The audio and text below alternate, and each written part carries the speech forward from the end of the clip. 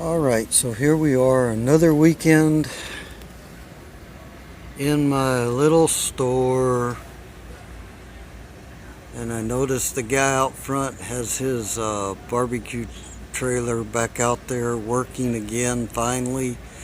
I've got all my survival tactical gear, my flashlights. I've got some backpacks up here. I've got pretty much everything you'd need to be practicing bushcraft or survival skills. But the one thing I don't have right now is the money to go spend a lot of money on food, as much as I'd rather have a plate of the guy's brisket. So I made some chili at home. You can see I've got my chili here. I had rice made at home, but I ate all of it yesterday, so I brought some rice. So I'm going to use my little stove again and my canteen cup, and I'm going to pour the rice into the canteen cup with some water, and I'm going to boil this, and I'm going to basically make lunch with a chunk of homemade bread. So that's going to be my lunch with my Ranger bottle full of iced tea. And while I'm doing that, I think I'll just talk about some things that they're past, but I see them as still being a problem in our federal government, especially with bureaucracies.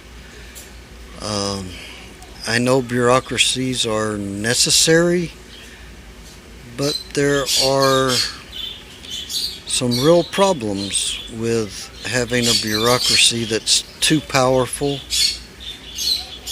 And, they used to be public service positions. People called them public servants. Now they're a lifetime job. They're unionized. And it's all about sticking around until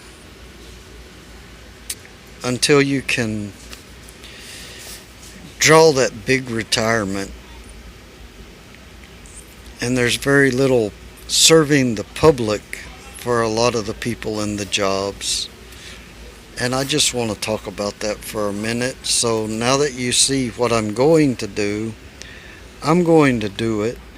And I'll be back in a minute once I get my rice boiling and cooking, I'll be back in a minute to talk about that.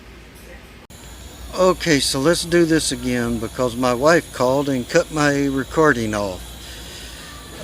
So I'm cooking my rice. I've got it boiling. Turmeric, garlic powder, salt, a little pepper. So I'll get it boiled. I'll pour my chili in it and let it all warm up. But you can see I got to keep taking this off of the fire because this sits it too close to the fire to cook rice with. So this will take a minute to do. But back to the subject of federal bureaucratic employees. They're supposed to be public servants. And we've had problems with some corruption in some of the bureaucracies lately. The one everybody knows about, I'm sure, is, a lady named Lois Lerner, who basically weaponized the IRS against conservative organizations. So my suggestion is we take and we limit federal bureaucratic employees to 5-year terms.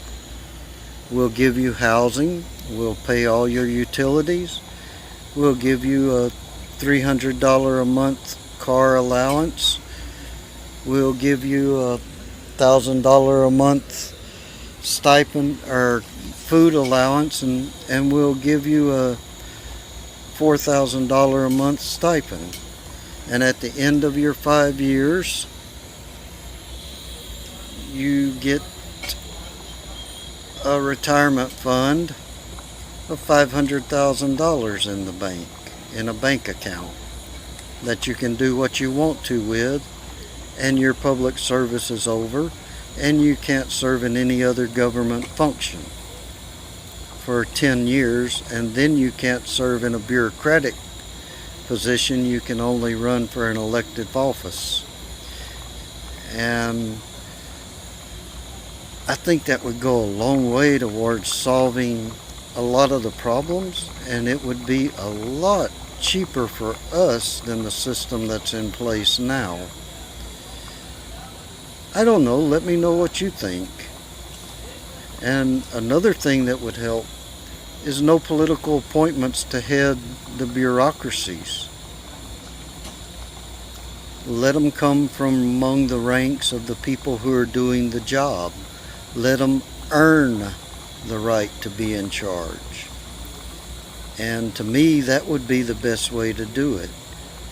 If you don't earn the right to be there, you don't get the right to be there. It's not a right. It's a privilege to serve your country and your people in those positions. And if people don't treat it as such, maybe they don't need to be there doing the job. And this is really boiling good. I have to keep it up. I'm going to have to put something down and stir this rice a little to make sure it's not sticking. Let's see. Yeah, it's kind of trying to stick to the bottom.